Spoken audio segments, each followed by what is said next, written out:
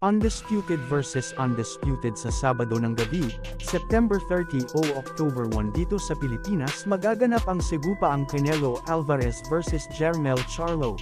Pag-usapan natin yan mga lodi. Ngunit bago ang lahat ay huwag kakalimutan na mag-like at subscribe sa Mano Mano Boxing Story.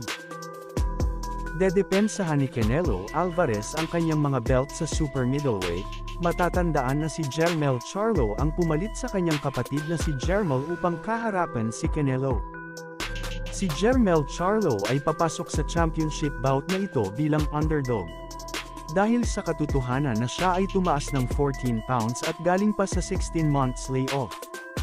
Habang ang defending world champion na si Canelo Alvarez ay nagkaroon ng super performance kamakailan laban kay John Ryder.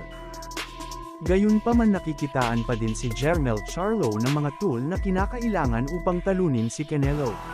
Sa 4-inch height advantage at 3-inch reach advantage, maaaring maging matagumpay si Charlo kung kaya niyang kontrolin ang range sa pamamagitan ng paggamit sa lateral movement, jab, at 1-2 combination.